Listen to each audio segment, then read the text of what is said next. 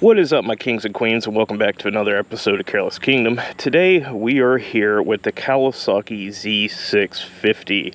Sorry, not the Kawasaki Z650, the Z650, the CFMoto 650NK, which is based a lot around a Kawasaki bike. Now, this is one of the forgotten bikes of the past, I will say, and that's just because I don't see too much content on it. I don't see too many people talking about how this is a fantastic beginner bike. I don't see much about this bike in general, so that's why I'm making some content on it to show you what you're missing out on. Because guys, I picked this up for $3,500 cash, used. It does have a broken light there, but it still works. I have one ordered. It was $20 off of AliExpress. But this bike, guys, if you're looking for a beginner bike, or if you're like me and you've rode a bunch of bikes, I mean, I've had everything from V-Star 650s, Ninja 500s, I've rode tons of leaders, I've rode Gold Wings, stuff like that. So I'm very experienced on bikes, and I'll tell you, this bike still has enough juice in it for me to have plenty of fun on it. And it's really nimble, agile, good in the turns, great power, and all that. But anyways, let's go for a quick ride, and I'm going to give you a breakdown on what the bike is and why you should get it.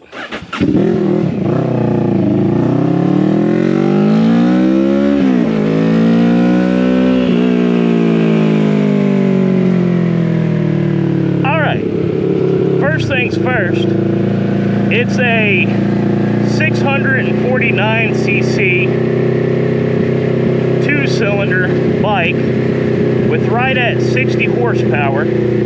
So that's a lot more, well, not a lot more, but it's definitely more horsepower than my Ninja 500 had. Considerably more horsepower than my V-Star 650 had. Not as much horsepower as my Gold Wing and stuff, but totally different kind of bike.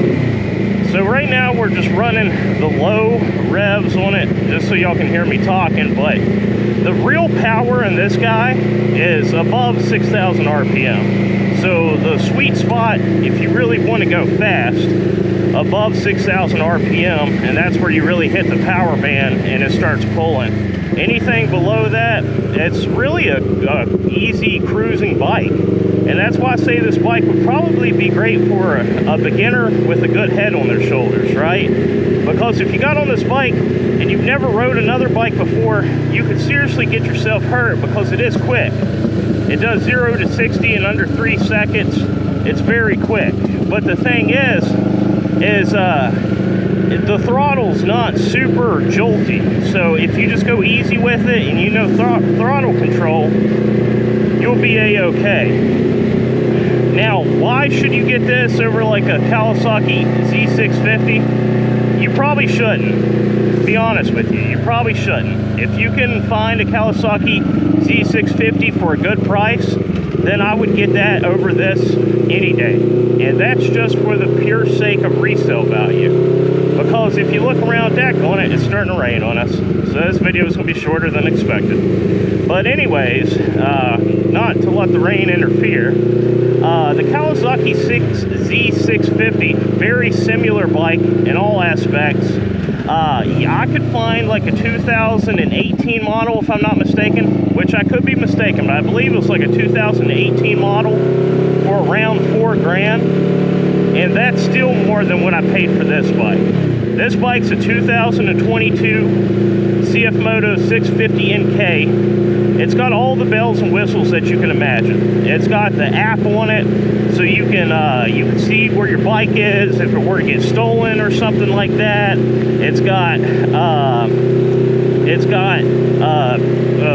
fucking navigation on it, so you can turn on navigation, and at that point you have turn to turn down on the actual display. It'll show you, you know, take a left in so many feet, take a right in so many feet, your destination's this far away, and stuff like that. Now, technology wise, this thing it's got a lot of tech. I've never rode a Kawasaki Z650. I don't know what like the equivalent, like a 2018-17 Z650 would have in terms of technology, but I can't imagine it would be the same it'd probably be dumbed down a little bit. So that's one thing where this bike's going to shine. Value for your money. 3,500 bucks used. This guy came with like 1,500 miles on it, maybe a little less than that. I can't really remember. We put a lot on it since then. But I bought it practically, you know, just barely used for 3,500. So that's one hell of a deal. If you're looking for the value proposition, it's really hard to beat. But the only thing that's going to suck is whenever you go to resell these bikes. It's like I said, right? I paid 3,500 for it. This bike was around 5,000 brand new. So if you think about that, 2022 to 2025, the year it is now, or at least what I paid for it, I might have overpaid a little bit. I don't think so, personally. CFMoto is a fantastic brand that make fantastic bikes. They just don't have a real brand reputation yet in the US, and that's why they go for cheaper. But if you were, what I paid for it, 3,500 for 2022 with less than 2,000 miles on it, I'm very happy with my purchase. Now, whenever it comes time to sell it, will I be as happy with my purchase? I don't know. And that's the only reason I say you might want to go with the Kawasaki Z650 over this bike. It's just for the sure fact you're more than likely going to get more money back out of it whenever it comes to sell it. Now, will that money justify how much more you have to spend on the bike? Like will it quantify in the end? I don't really know. I really don't know. Would I say that the Kawasaki is more reliable of a bike? Again, I really don't know. That's just something I would have to ride them around and see the kind of miles and stuff I can get on them without any issues and compare the two. But this motor is based off of a Kawasaki motor, so I think the performance and the longevity and reliability of the two are going to be pretty similar. But I could be wrong. It seems like there was a lot of issues with the older Z650s or CFMoto, not Z650, CFMoto 650NKs, and it had a lot to do with Ducati parts that they were using. They've switched over to mostly Bosch parts, so Bosch for the EFI, Bosch for the ECU, and stuff like that. So that's really cool in that aspect. The Ducati stuff seemed like they went out quite a bit. On the Facebook forums that I'm on, I've seen a lot of people say, well, hey, my 2015, 16, 13 even, I think, the ECUs would go bad on them and they'd be hard to find. Now, the only real problems I've seen with these that people are having is sometimes this TFT display goes out. And I think that's mostly if you have a garage, because the TFT display is almost fully encapsulated, but it does have two vents on the back of it. And with those two vents on the back of it, it can create holes for moisture to get in. And whenever you're out, or whenever you're in a garage and it's cold, right? And then you take your bike outside where it's warm, what is that going to do? It's going to build up condensation. And that's exactly what it does. And that's how these displays end up getting ruined. Now, it doesn't seem like that's a real prominent issue. I've only seen maybe 2 posts on Reddit about that in general. And the displays seem like they're relatively difficult to get. But whenever you can get them, you can get them. It seems like AliExpress is a good place for a lot of parts on this bike, and I know that scares a lot of people, but keep in mind, just about everything you buy these days is made in China, and you're just buying directly from the factories usually whenever you go through AliExpress, or at least you're buying from somebody in China who has close access to everything. So don't be afraid of AliExpress, as long as it's genuine parts.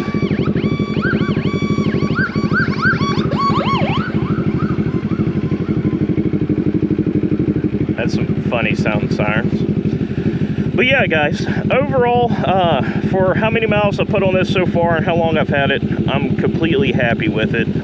Solid little bike. $3,500. Would I buy it again? Absolutely. Absolutely. We do have an aftermarket exhaust on it, which it came with an aftermarket exhaust. And that thing screams, baby. That thing screams. Haven't ran into any issues with it yet. Knock on wood. I hope we don't.